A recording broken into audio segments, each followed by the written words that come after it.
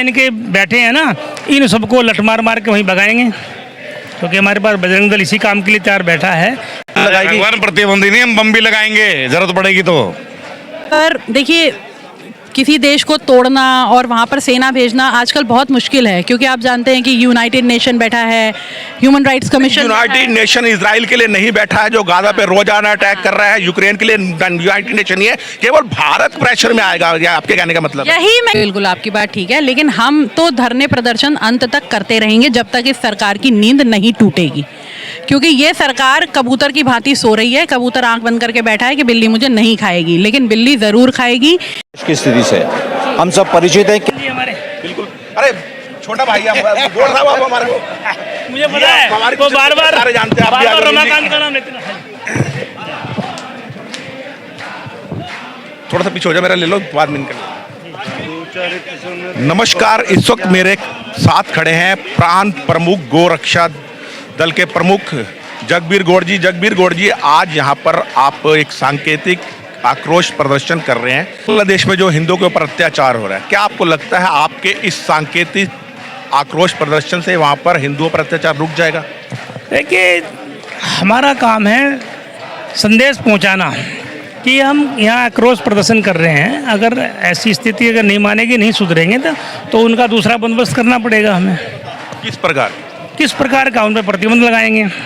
उनके पास जितने भी यहाँ इनके बैठे हैं ना, इन सबको लठ मार मार के वहीं भगाएंगे, क्योंकि हमारे पास बजरंग दल इसी काम के लिए तैयार बैठा है कि हमें किसी प्रकार का आदेश मिले, निर्देश मिले, और फिर हम वही काम करें कि जो हमारे साथ हिंदुओं के साथ हो रहा है। कल एक 13 साल की बच्ची के साथ जो कुकर्म हुआ है वो जग जाहिर है, सारे मीडिया वाले बताते हैं।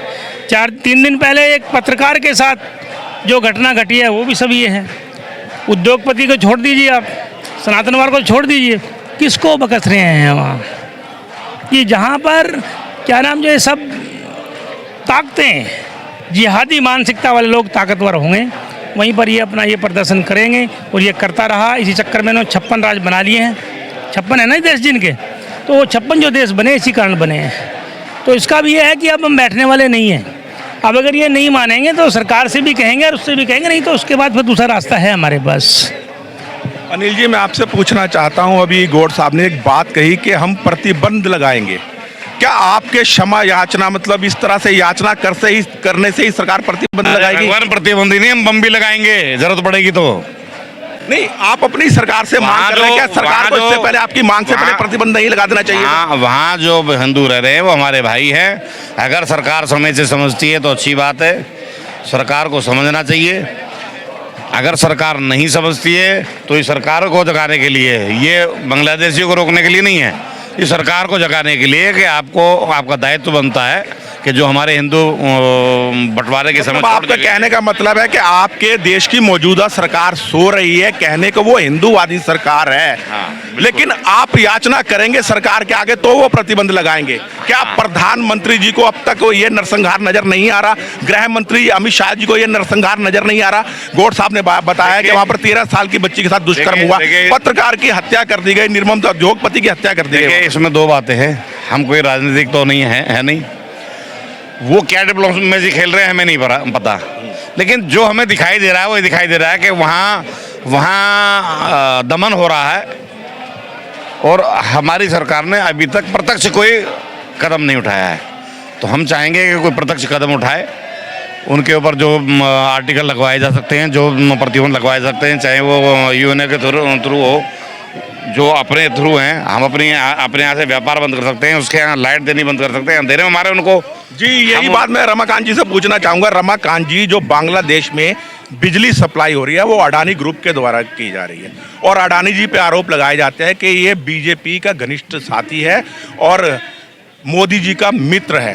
क्या अडानी जी को नहीं चाहिए जो वहाँ पर बिजली सप्लाई हो रही है उस सप्लाई को रोक दे, ताकि बांग्लादेश अंधेरे में डूब जाए? खाने पीने के जितनी सामान जाते हैं वो भारत से जाता है, तो भारत सरकार क्यों नहीं इन पे आर्थिक प्रतिबंध लगा रही? क्यों नहीं खाद्य पदार्थों पे भेजने में प्रतिबंध लगा रही? आज जो हम लोग बैठे हुए हैं पर धरना देने, इसका कारण यही कि हम सरकार को जगाने आए हैं। सरकार सब हमारी है, आज भी सरकार हमारी है, मनमोहन सरकार भी हमारी ही थी, उसे हमने वोट दिया था हिंदू समाज ने। जो सरकार भारत में बनती है वो सब हिंदू समाज की सरकार है।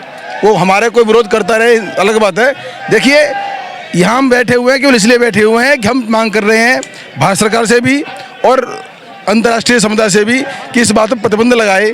भारत सरकार चाहे कि एक तो इसके जो संबंध है, इसके अपने जो लेन देन आप बता रहे हैं, सामान जाता है, लाइट जा रही है, उसका बंद करे, उसको पैसे बनाए कि भाई वहाँ पर जो 7% हिंदू बचा हुआ है, क्या उनको भी खत्म करके मानोगे क्या? वहाँ 25% हिंदू होता था कभी, आज 7% हिंदू नहीं बचा हुआ है, कहाँ गया? उसको मारा गया, कन्वर्ट किया गया, अब उसको प्रताड़ित किया जा रहा है।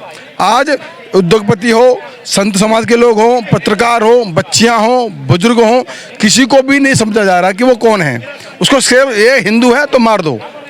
चलिए, मेरे साथ एक मातृशक्ति भी खड़ी है, महिला भी खड़ी है, क्योंकि महिला की पीड़ा केवल एक महिला ही जान सकती है। वहाँ महिलाओं के ऊपर अत्याचार हो रहे हैं, दुष्कर्म हो रहे हैं, बलात्कार हो रहे हैं, लेकिन मोदी सरकार अभी भी बिल्ली की तरह आंखें मूंदे पड़ी हुई है। क्या आपको नहीं लगता कि अब समय आ गया, जिस तरह 1971 में जब पाकिस्तानी सेना वहाँ पर अत्याचार कर रही थी, तो यहाँ से भारत सरकार ने अपनी वहाँ पर सेना बेची और एक बांग्लादेश का अलग गठन करवाया।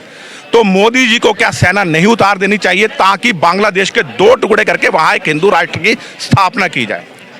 देखिए, जो आपने कहा वो बिल्कुल सही कहा। मातृशक्ति पर बहुत अत्याचार वहाँ हो रहा है। जो अत्याचार हो रहे हैं हम तो मुंह से नहीं कह सकते, लेकिन वो लोग उसे झेल रही हैं।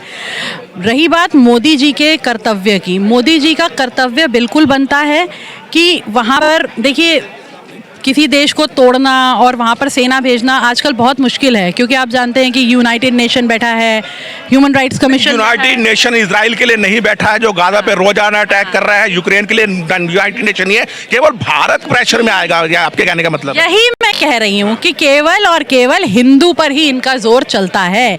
यदि आप भारत में एक मुस्लिम मच्छर भी मार दें तो ह्यूमन राइट्स वाले प्रलाप करते हुए आ जाएंगे, यूनाइटेड नेशन प्रलाप करता हुआ आ जाएगा कि भैया मुस्लिम मच्छर मारा गया एक भारत में, समझ रहे हैं। लेकिन हिंदू करोड़ों की संख्या में मारे जा रहे हैं, लाखों की संख्या में मारे जा रहे हैं, औरतों पर अत्याचार हो रहे हैं। क्या आंख मूंद कर बैठे? क्या आपके कहने का मतलब है भारत देश कमजोर है? आज भारत में आपको बता दूं, मिलिट्री पावर में 4थे नंबर पर है, आर्थिक पावर में भी ब्रिटेन को पछाड़कर 4थे नंबर पर पहुंच गया, 5वें नंबर पर आ गया है। जब भारत इतना सशक्त है, 1971 में हमारा देश इतना सशक्त नहीं था, आर्थिक पावर में भी, इकोनॉमी में भी किसी तरह से भी सशक्त नहीं था। आज कहने को राष्ट्र में हिंदूवादी सरकार है, फिर इतना डिले क्यों हो रहा है? इतना डिले होने का कारण तो खैर मोदी जी ही बता पाएंगे कि क्या उनकी डिप्लोमेसी चल रही है, लेकिन मुझे जो कारण लगता है वो ये लगता है कि हिंदुओं में एकता नहीं है। अभी आपने देखा कई राज्यों में बीजेपी बहुत बुरी तरह हारी है ना। झारखंड का एक एग्जाम्पल अगर हम ले लें तो ये क्यों हो रहा है? अगर हिंदू एकजुट है, अगर हिंदू इस सरकार का साथ दे रहा होता तो शायद ये सरकार मजबूत डिसीजंस ले पाती, लेकिन अभी इस सरकार को ही नहीं पता है कि आगे कह रहे हैं हिंदू एकजुट नहीं है। हिंदू एकजुट है, उसने हरियाणा में जिताया, उसने महाराष्ट्र में जितवाया। आप खाली झारखंड की हार की बात कर रहे हैं, कुछ कारण हो सकते हैं वहाँ पर। भाजपा की आपसी फूट भी हो सकती है, आदिवासी हैं वहाँ पर और बांग्लादेशी आ गए हैं, इस वजह से जनसंख्या परिवर्तन की वजह से झारखंड में हारे हैं। आप खाली झारखंड की बात कर रही है। हिंदुओं ने एकजुटता से जब इनको 303 सीटें दी, ना ये जनसंख्या नियंत्रण कानून लाए, ना घुसपैठ नियंत्रण कानून लाए, और अब यहाँ पर एक तरह से आप अपने गाल पे तमाचा मार रहे हैं, कुछ नहीं कर रहे। बिल्कुल बिल्कुल आपकी बात ठीक है, लेकिन हम तो धरने प्रदर्शन अंत तक करते रहेंगे जब तक इस सरकार की नींद नहीं टूटेगी, क्योंकि ये सरकार कबूतर की भांति सो रही है। कबूतर आंख बंद करके बैठा है कि बिल्ली मुझे नहीं खाएगी, लेकिन बिल्ली ज़रूर खाएगी। यही एक कारण है कि विश्व हिंदू परिषद इन्हें इतना बड़ा आज भी यहाँ पर प्रदर्शन किया है, और 10 दिसंबर को बांग्लादेश एम्बेसी पर भी हम प्रदर्शन करने जा रहे हैं। और यही हमारी मांग रहेगी कि बांग्लादेश में जो अत्याचार हो रहे हैं उन्हें किसी भी तरीके से रोका जाए। आपका बहुत बहुत धन्यवाद। कुल मिला के विश्लेषण ये है कि आज वीएचपी ने यहाँ पर एक मांग रखी है कि पाकिस्तान में, क्षमा चाहूँगा, बांग्लादेश में जो हिंदुओं पर अत्याचार हो रहा है वह अत्याचार रुकना चाहिए। लेकिन क्या यहाँ पर इस प्रकार प्रदर्शन करने से बांग्लादेश में महिलाओं के साथ दुराचार जो हो रहा है वो बंद हो जाएगा? जो हिंदू पुरुषों की हत्या हो रही है वो बंद हो जाएगी? बस इसी के साथ अपनी वाणी को विराम देता हूँ। मैं राजेश भसीन, संवाद नेशन के साथ। जय हिंद, जय भारत।